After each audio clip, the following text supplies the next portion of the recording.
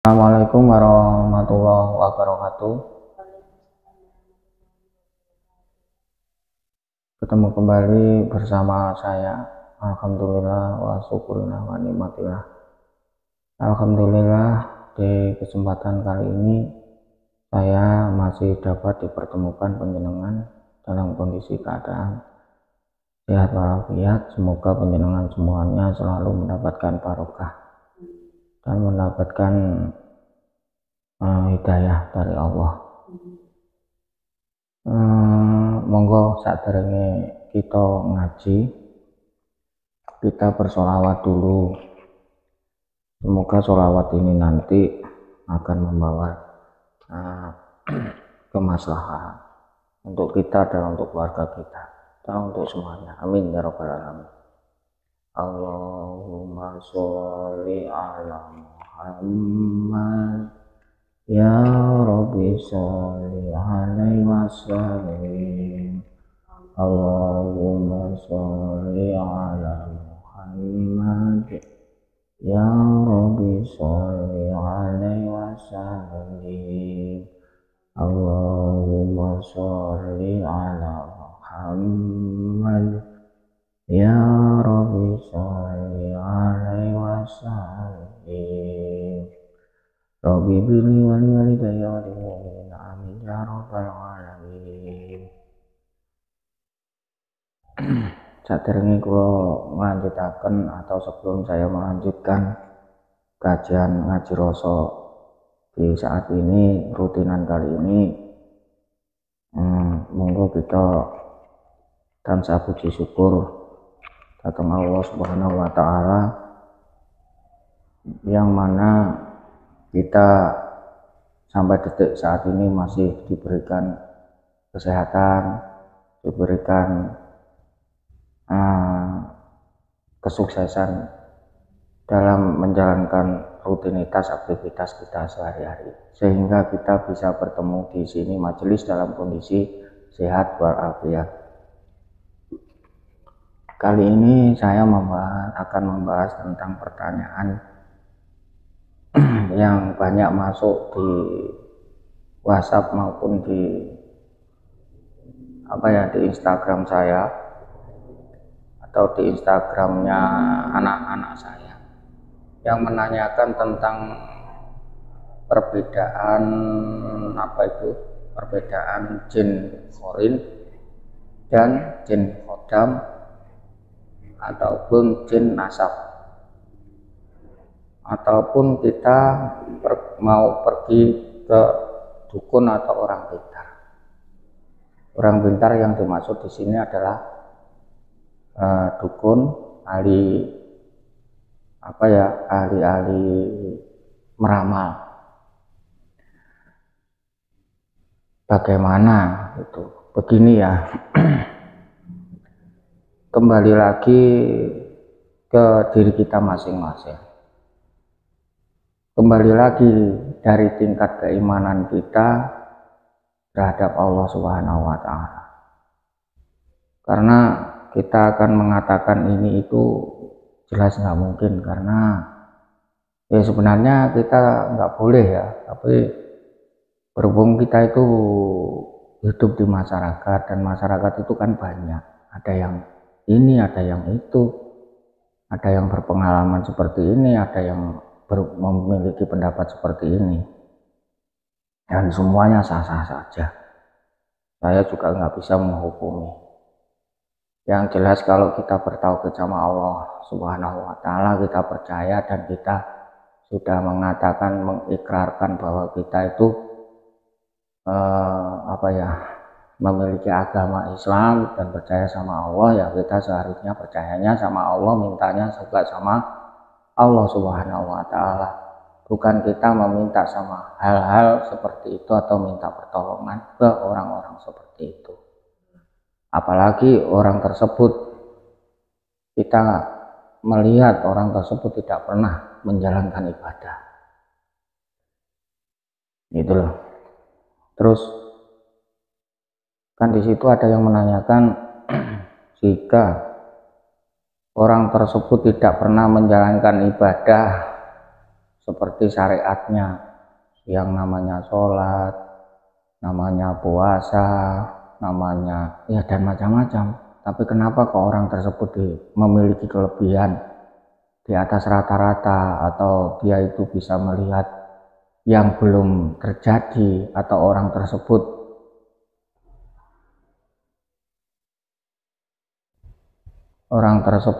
dapat melihat sesuatu hal gaib. Nah, di sini perlu kita pahami bahwa jin, ya, yang namanya jin atau khodam itu ada yang bersifat membisikkan. Jin itu sifatnya macam-macam. Ada yang tugasnya itu membisik-bisikkan di telinga atau di hati kita, atau membisikkan sesuatu hal yang agar orang ini bisa melihat sesuatu hal yang belum pernah terjadi. Misalkan besok ini akan terjadi sesuatu hal, dan orang ini tahu-tahu ngomong, besok ini akan terjadi hal seperti ini. Nah, akhirnya terjadi, betulan terjadi. Padahal orang tersebut tidak pernah menjalankan ibadah. Apakah ini sesuatu hal yang diberi karomah sama Allah? Ya tentunya kita kembali ke syariat. Apa mungkin Allah memberikan karomah ke orang yang nggak pernah ibadah? Kan ya tentunya nggak mungkin. Sedangkan yang tiap hari menjalankan ibadah aja belum tentu, ya kan? Nah, berarti orang tersebut kemungkinan besar memiliki yang namanya jin, yaitu jin khodam atau jin pendamping yang intinya membantu orang tersebut agar dapat melihat tanda-tanda atau melihat sesuatu hal yang akan terjadi. Gitu loh. Karena memang di situ jin itu ngintip delok kabar kongone Allah Ta'ala, hingga akhirnya dikabarkan ke orang tersebut gitu. Itu biasanya penggawaan jin. Apakah kita tidak boleh Gus memiliki khodam? Kalau penjenengan mengatakan boleh, ya monggo. Kalaupun tidak, ya monggo. Semuanya ada resikonya masing-masing. Nggih ora? Umpamane sampean tak pengin ojo duwe ngene, tapi terus sampean yakin, terserah kan, sampean kan yang sudah saya kasih tahu resikonya nanti seperti ini. Tapi jenengan tetep aja karena merasa sampean wis hebat, kan gitu. Gitu loh. Makanya kalau kita mengerti di situ, kita kalau bisa sih menurut saya jangan gitu loh. Sebelum terjadi hal-hal yang tidak kita inginkan. Jin nasab itu juga ada, jin keturunan. Jin keturunan ya misalkan turunnya itu kok mbak-mbakin dhisik. Oh bapakin dhisik. Nah, namanya jin ya tetap baik. Oh namanya jin. Secara pendidikannya itu kan kalau keturunan terus kita nggak mau. Ya enggak ya bentengnya tetap awake dhewe. Sering mendekatkan diri sama Allah, sering beribadah sama Allah, sering-sering meruqyah diri kita agar tidak dimasuki hal semacam itu. Tapi opo iso? Gitu loh, kembalinya apa bisa? Ya itu bisa, tapi kalau kita itu sering beribadah pun itu akan menambah kuat. Itu satu contoh gini, jin ini kan tidak kita undang, jin nasab itu kan tidak kita undang dan kita tidak mengerti. Yang mengerti kan mbah-mbah ini sih. Karena jin nasab itu turun. Jadi mbae dhisik itu sudah memiliki perjanjian atau memiliki ikatan. Sehingga dia nurun anak putu nang anak putu. Itu biasanya diganggu pertama ning lambung. Sering penyakit lambung.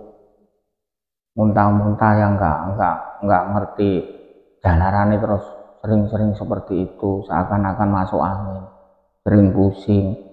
Terus di sini di belakang kepala ini, di tengkuk ini sering itu biasanya di situ. Karena jin itu melewati darah. Itu loh. Nah, jin nasab tergantung jinnya, nasabnya itu gimana. Dia itu sifatnya kedikdayaan atau sifatnya pengasihan atau sifatnya seperti apa, atau pelet atau jin santet. Loh, lah iya keturunan. Cuman jin itu kan tugasnya masing-masing nggak sama. Enek sing tukang bisiki.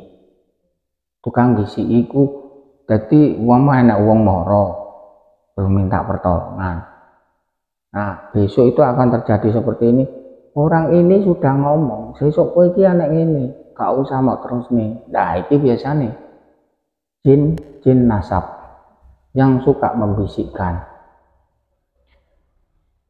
Ya sakjane apik. Sak gurunge dhek ngomong, dhek iku diberitahu kan baik, karepe kan apik.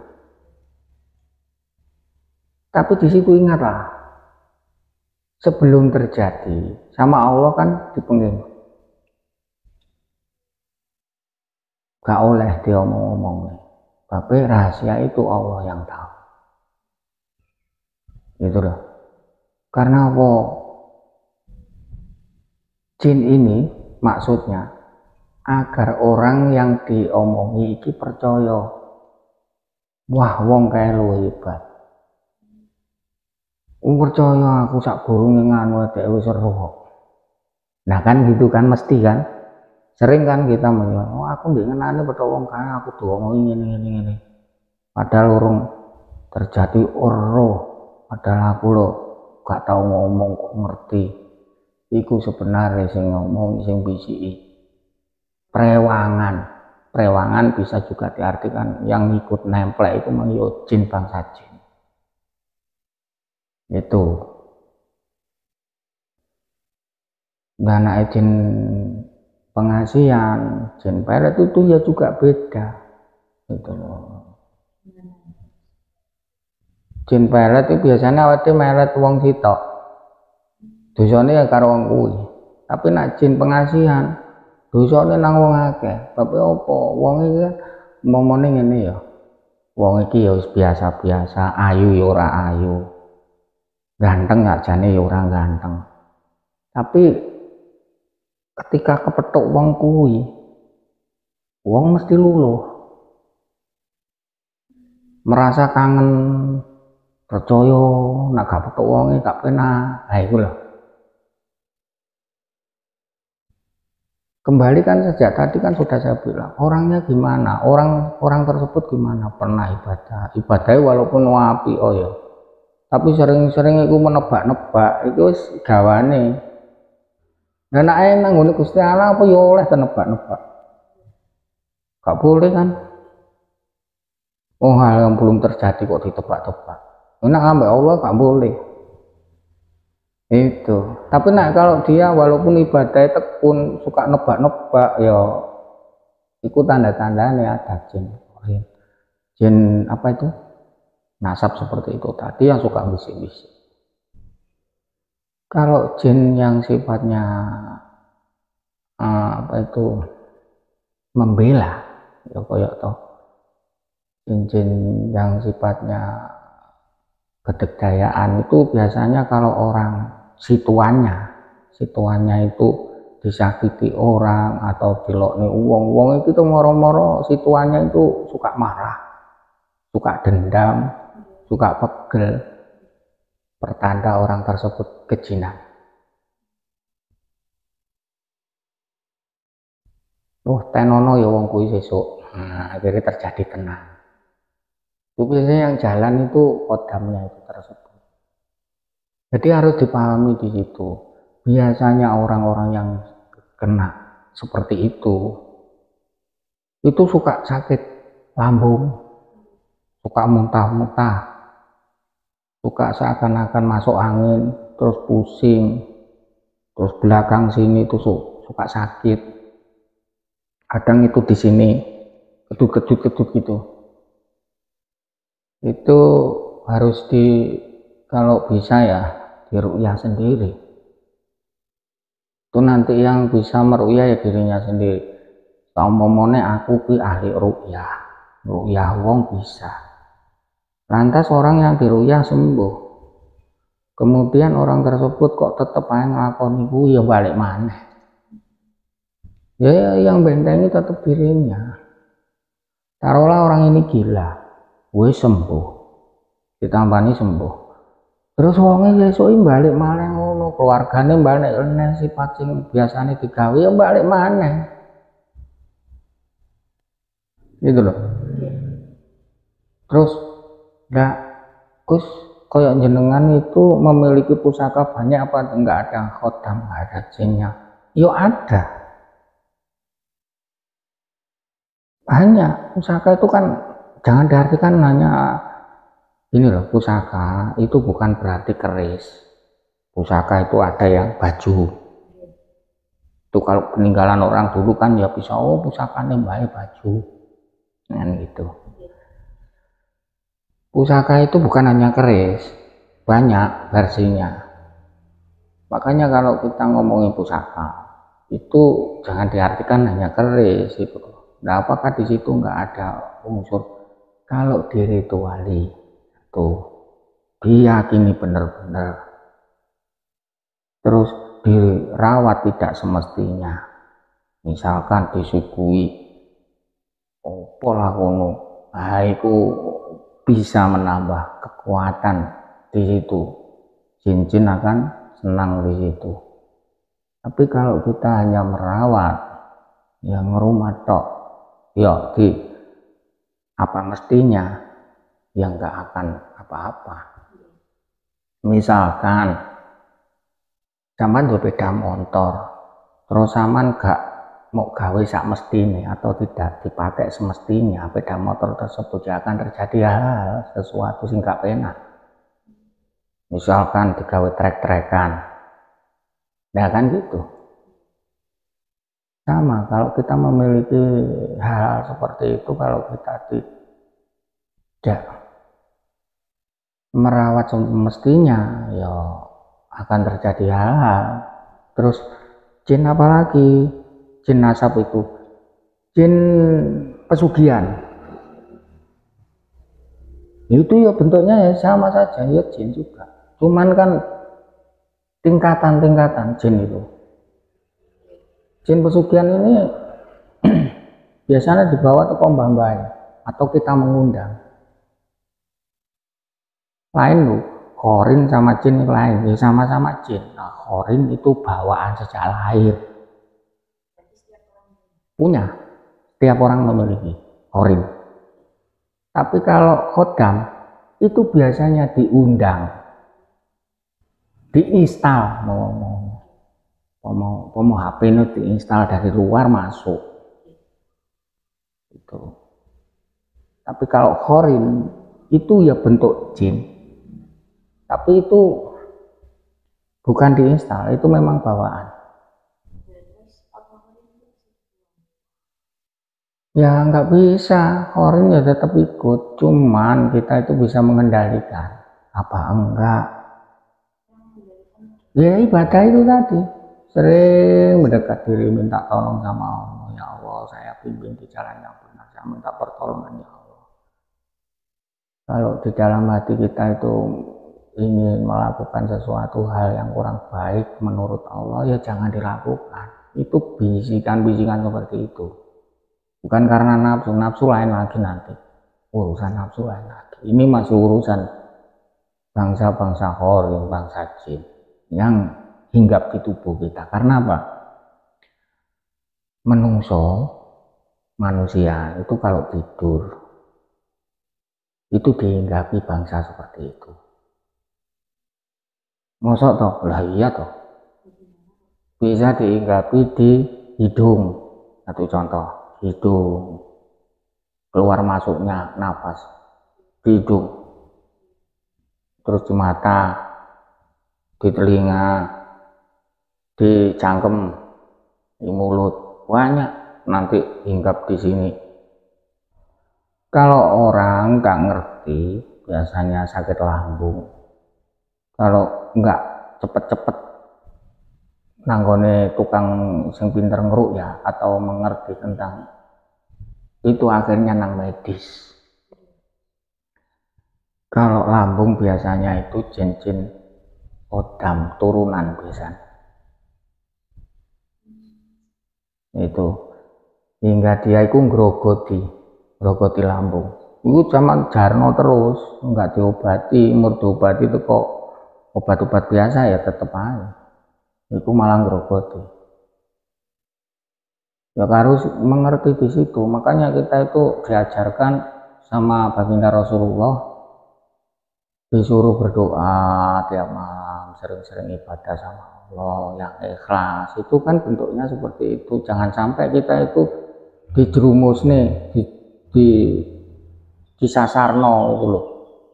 Karena jin itu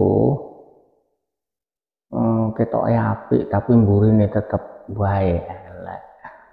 Itu. Ya nanti gini ya. Untuk video selanjutnya akan saya bahas lagi tentang sifat-sifatnya. Nah, ini kan masih membahas tentang jin-jin yang sifatnya seperti itu. Hinggap di lambung, hinggap di centok itu belakang sini, tengkuk, terus hinggap di kepala, sering pusing kan gitu. Nanti akan saya bahas tentang jin-jin yang sifatnya pesugihan. Nah itu di video yang akan datang. Sementara ini dulu karena memang terbatas waktu, ya kita harus sering-sering ibadah itu ya seperti itu. Menjalankan sholat malam, istighfar yang banyak-banyak, sering-sering membaca yang sifatnya untuk meruqyah diri kita sendiri, untuk membentengi diri kita sendiri agar tidak mudah dikendalikan hal-hal seperti itu. Kelihatannya sih enggak, tapi sebenarnya dia dikendalikan. Itu loh. Sampun matur nuwun, jika ada sesuatu hal yang kurang berkenan, saya mohon maaf. Usikum wa nafsi bitaqwallah. Assalamualaikum warahmatullahi wabarakatuh. Allahumma sholli ala Muhammad, ya Rabbi sholli alaihi wasallim. Allahumma sholli ala Muhammad, ya Rabbi sholli alaihi wasallim. Allahumma sholli ala Muhammad, ya Rabbi sholli alaihi wasallim. Al-Fatihah. A'udzubillahi minasyaitonir rajim. Alhamdulillahirabbil alamin arrahmanir rahim maliki yaumiddin. Iyyaka na'budu wa iyyaka nasta'in ihdinas siratal mustaqim siratal ladzina an'amta 'alaihim ghairil maghdubi 'alaihim waladdallin. Amin. Al-Fatihah. A'udzubillahi minasyaitonir rajim. Bismillahirrahmanirrahim. Maliki yaumiddin. Iyyaka na'budu wa iyyaka nasta'in ihdinas siratal mustaqim siratal ladzina an'amta 'alaihim ghairil maghdubi 'alaihim waladdallin. Amin. Al-Fatihah. Bismillahirrahmanirrahim. Alhamdulillahi ya Nabi ya Nabi ini nasrul